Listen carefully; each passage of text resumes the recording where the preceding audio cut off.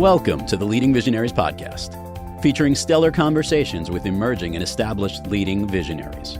Thanks for joining us today as we celebrate and spotlight the leading visionaries who are thinking differently, seeing new possibilities, have the courage to dream big, take inspired action, and create conscious change all around the world.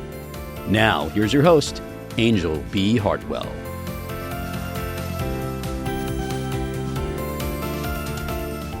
Welcome to another episode of the Leading Visionaries podcast, where we celebrate the ingenious, insightful, innovative, and inspired leading visionaries of our time and provide our listeners with world-class examples of the kind of courage, clarity, and confidence it takes to bring visions into reality. This is your host, Anjel B. Hartwell, and today we welcome our special guest, Steve Kidd. Steve is a #1 international best-selling author, a third-generation minister, and a diamond that shines through each person he brings growth to. A diamond that is a living and breathing, growing spirit that blooms through each of the amazing people he works with. He is seen through everything he touches. He's an extreme visionary, living a life of purpose and a vision that sees beyond the bleeding edge of what is coming next to the air being sliced through in front of it. The thousands of people Steve has worked with have literally reached millions of people with their books and their message. If you are ready to uplevel, Steve is what you've been looking for. Welcome to the show, Steve. I'm so excited that you're here. A diamond is shining brightly through this show now. How cool is that? Thanks so much for having me, Angel. I love how you read that too. Oh, well, my pleasure. So I want to start our time together, Steve, by asking, when you were a child, a small child, did you have awareness that you were visionary, or was that something that came later in life? Oh, no, I think I've known it my whole life. Dreaming dreams, making up stories, seeing things, much like, if you're familiar with the Bible, much like Joseph, who had visions and then ran off and told his family, and none of them liked him for it. I too have 2 older brothers that I think dealt quite a bit for a lot of years of, the visionary that I was even back then. Yeah, well, and so, that immediately brings up that awareness for many leading visionaries that oftentimes you're going to be misunderstood, or your reality, your vision is going to not necessarily be bought into by others. So I'd love to have you talk a little bit about what things that you've done yourself to give your own self the assurance and the courage and the commitment to just keep accepting that you're a visionary and being who you are. Wow. That's huge.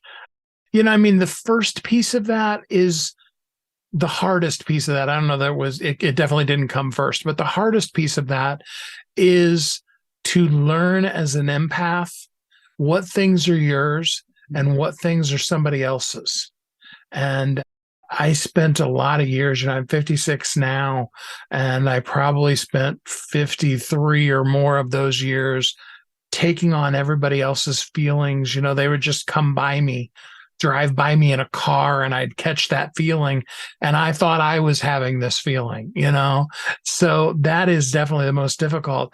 The things that I've done to really reiterate being a visionary, I guess more than anything, I'm very grateful that I have 2 very encouraging, wonderful parents who always believed in me and saw that in me. But it's also a matter of, you got to kind of track it.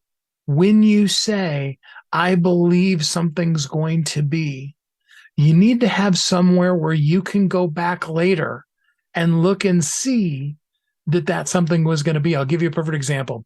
Back in the early days of, well, technically we weren't even calling it the internet back then, 2400 baud modems. All right. To give you an idea, a fax machine is 9600. Okay. So 1/3 of the speed of a fax machine, quote unquote, internet connections. back then I had the vision of the concept of streaming video. Now, all of us do streaming video now. Many people, that's all they do is stream videos. They don't even have cable in their house anymore. I was envisioning the whole concept of that. No, it wasn't really possible. Imagine if you wanted to watch a movie on your TV and you had to pre-plan like 2 weeks ahead, start the download and let it download for like 2 weeks in order to be able to watch the movie. But it was the fact that I noted that, and even more so that I had people in my life that helped remind me of those kind of things. And that would be the other element of that, is also having yourself surrounded by people who are like, remember when you said, well, look at what is now, because it's real easy for us to question ourselves. And if we don't have a way of seeing the successes, then it's really easy to fall into the belief that we're just a little bit crazy and not really visionaries. Fine line, right? Right. All right. Well, so there's a lot in there that I would like to talk about. The first being this idea of being an empath. So I'm curious about, especially since I know that in addition to you personally being a leading visionary, that many of, if not all of the people that you actually serve in your current iteration of serving are probably also leading visionaries as well. So you're a leading visionary, leading visionaries, right? Mm-hmm. Would it be fair to say that all visionaries are empathic, or was that just like a unique kind of experience that you had of being both empathic and visionary? I think it's a very unique experience. In fact, I always tell everybody, empath is one of those words that's really popular in popular culture right now. There's a lot of people that talk about being empathic or intuitive or those kind of things. And I'm like, really, you don't really want to be an empath. In most cases, it's probably going to feel more like a curse than a gifting or a talent. I know a lot of people that are very sensitive.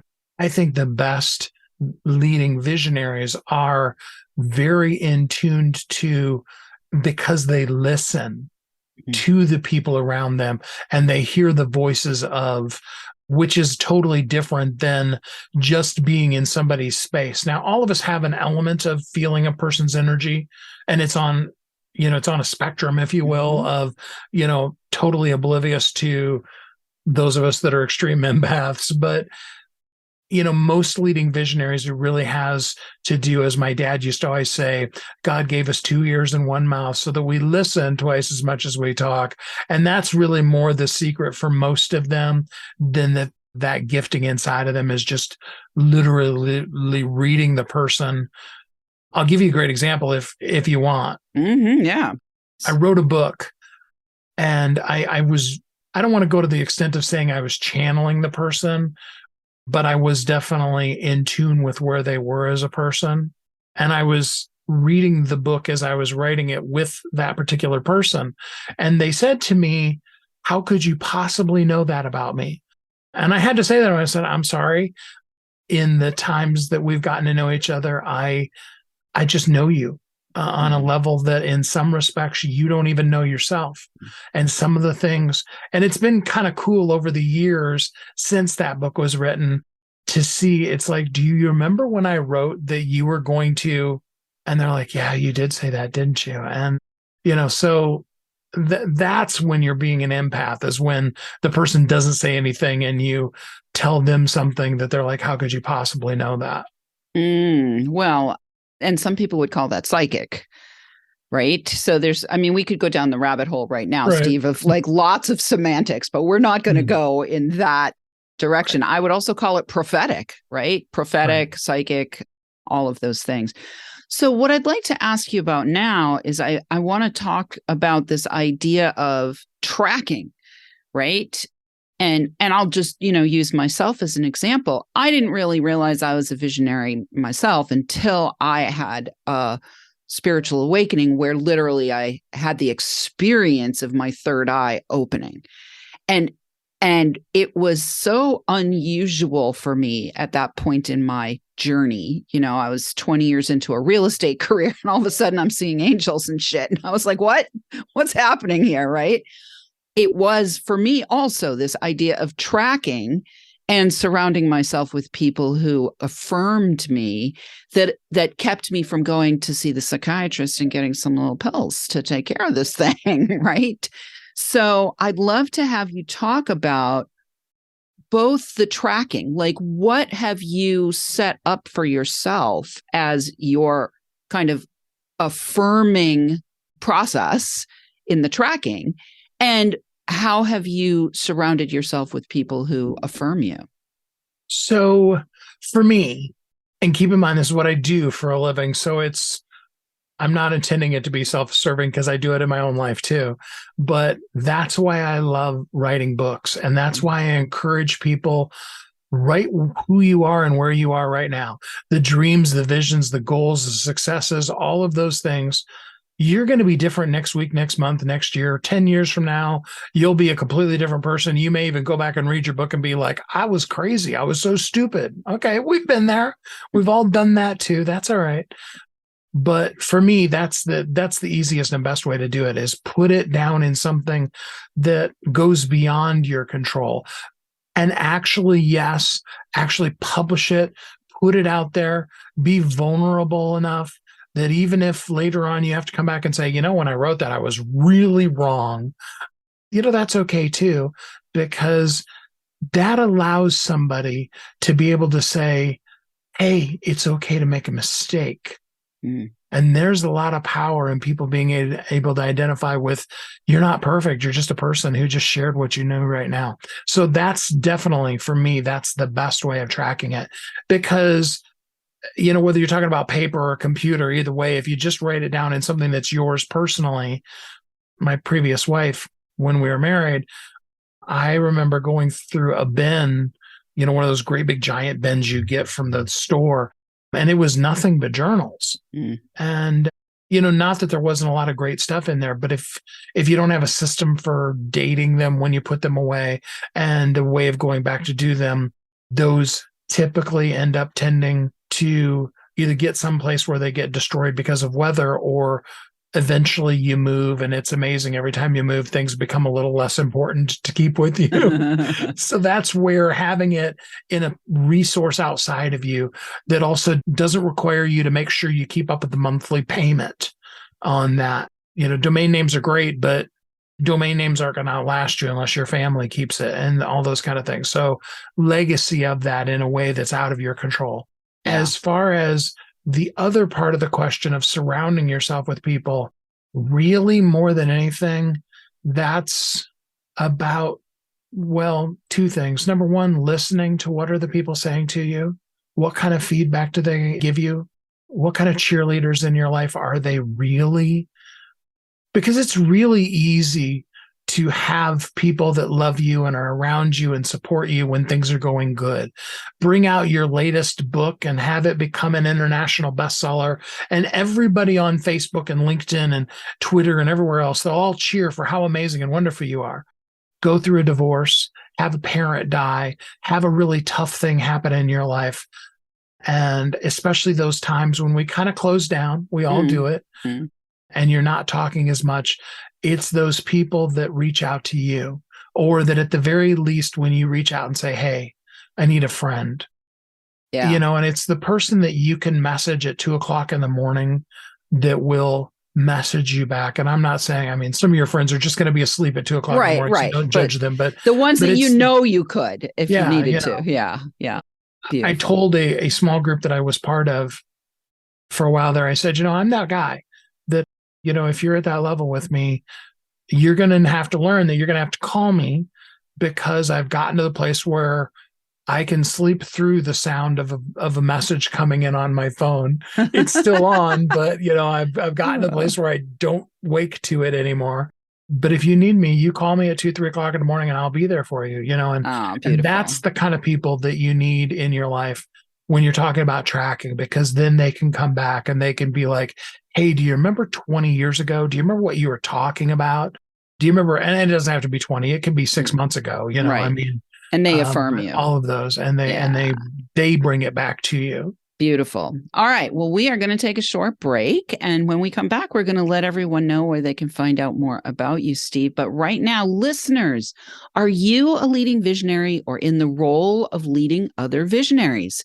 Consider joining our community and sharing your feedback and takeaways from each episode. We invite you to join us and support this podcast by making a donation at www.leadingvisionariespodcast.com. Interested in finding out more about how you can receive support for getting your vision out of the air and onto the ground, especially when it comes to articulating your asks in a way that allows for all the financial support you require? You can apply to qualify for a complimentary consult with me or a member of my team by clicking the Connect with Anjel button on the website. Be sure to share this show in your own spirals of influence with the people who you think might benefit from our content. I do want to say a big thank you to all of our listeners who are downloading, rating, and reviewing. We're welcoming thousands of downloads from all over the world. I want to shout out this week to our listeners where are you, Steve? I'm actually in Kansas, believe it or not. In Kansas. We're going to shout out to our listeners in Kansas, and we will be right back with Steve Kidd. The Leading Visionaries podcast is brought to you by the Creative Age Consulting Group. Are you the one who thinks differently, who is called to create a significant conscious change in the world, who is seeing and dreaming of a better way for your industry, your community, humanity? Creative Age Consulting Group is hired to guide leading visionaries just like you who want to break through the static in order to clearly express and confidently enroll support for their vision in a way that makes it inevitable that it will come to pass. Your word is your wand, and as the leader, your ability to articulate and communicate your vision is essential to its materialization and monetization. Please enjoy with our compliments a free copy of the book Be Heard by Millions and Live Your Destiny, which was a #1 new release in 3 categories to get you started. The book is yours by visiting gift.leadingvisionariespodcast.com.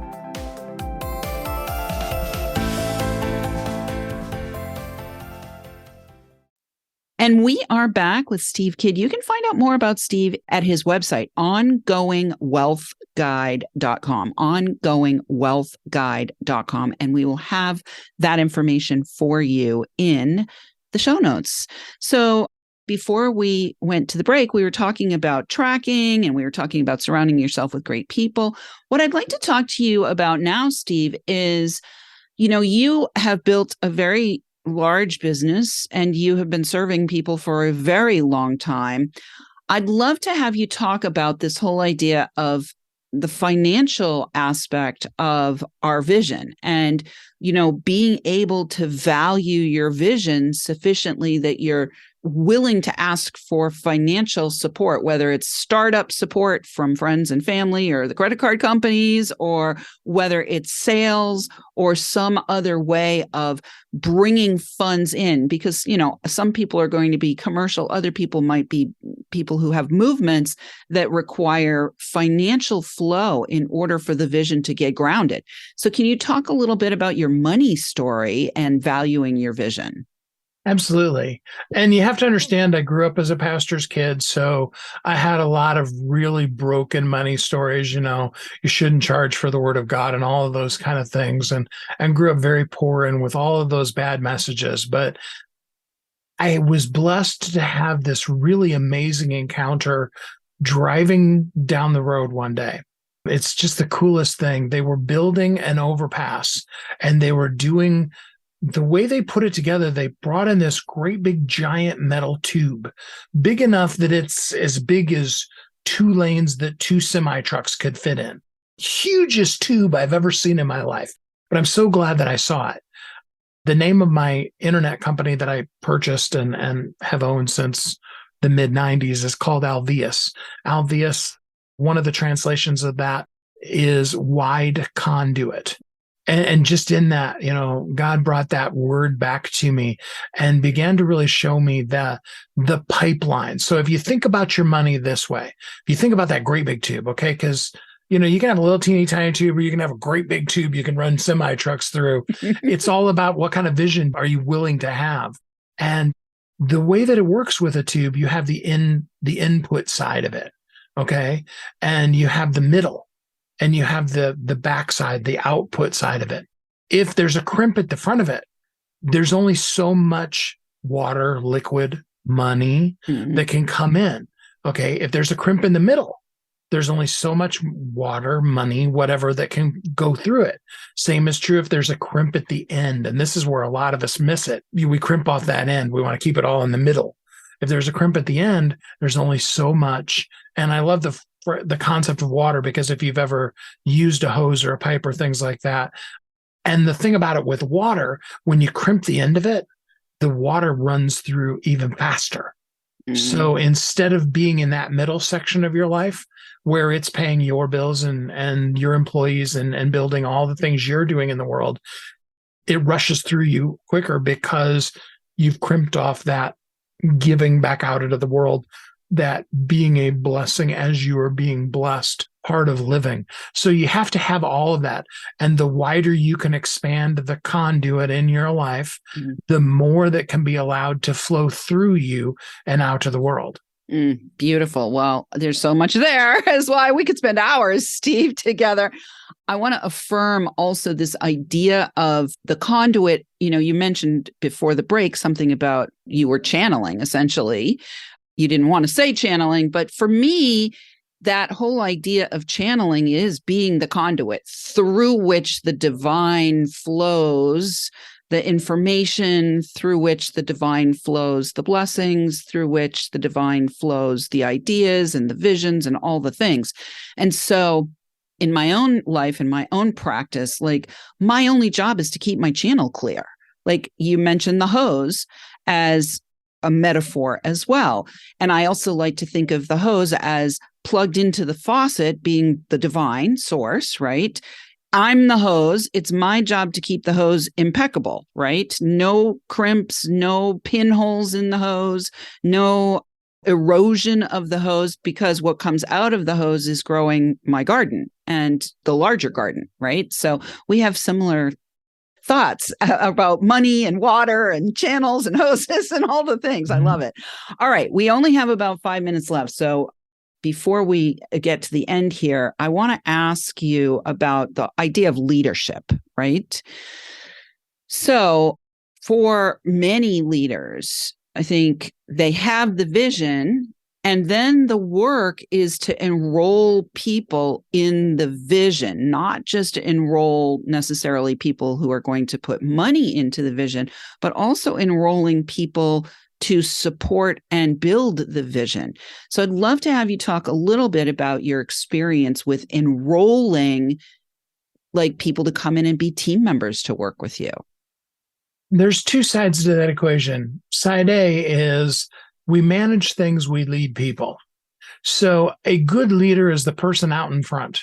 They're willing to be the first person that gets shot at. A good leader, because of that, has no problem finding that people are willing to follow them, because when you show somebody that you're as engaged, and we'll even go so far as to say more engaged in the outcome, especially the outside of that conduit we were talking about, then I used an example the other day. I said, what you do is you just kind of are living your life out there, really getting it done. And at some point you turn around and you find that people are following you. A real leader is that kind of person.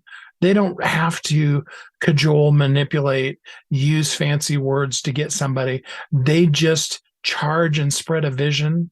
They are clear with it, and they are willing to put their whole life into it.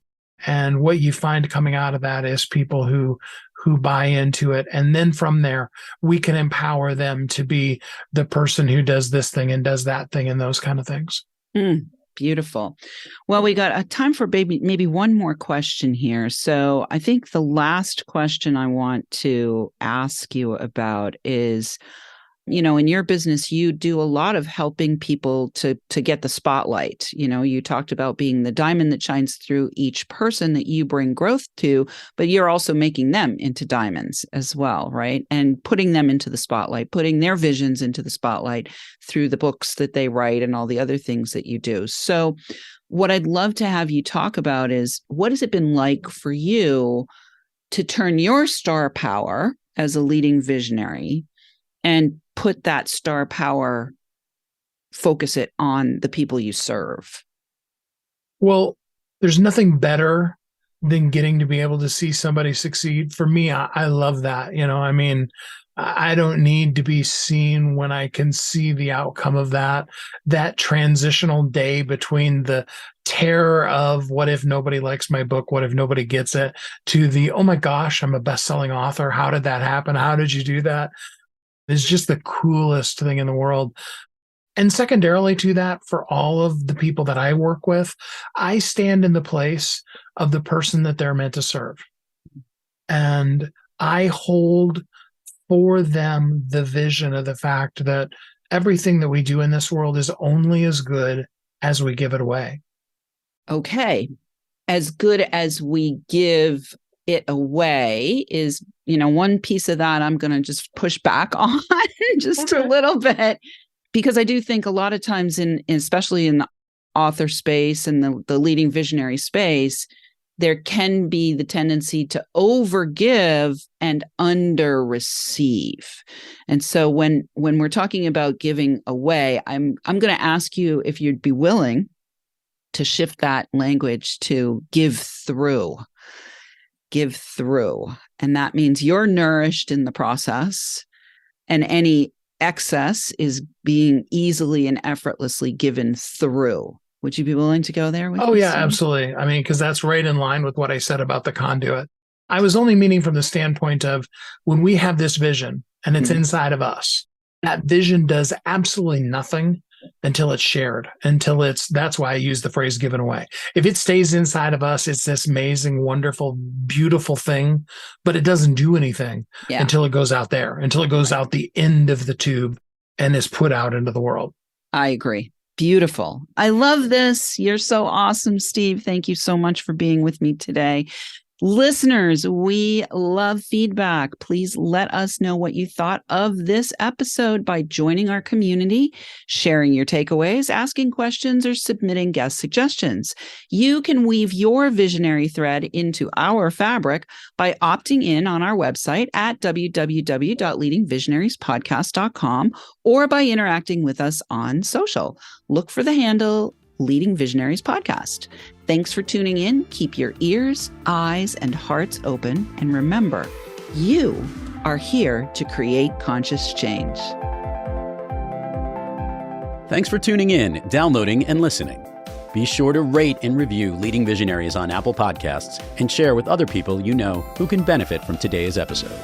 Leading Visionaries is the premier podcast series for informing, activating, and inspiring the leading visionaries who are called to create conscious change and know that now is the best time to welcome wealth and cultivate a web of collaborative support to bring their vision to life. We invite your feedback and guest suggestions and invite you to subscribe to our mailing list to be notified of new episodes at leadingvisionariespodcast.com.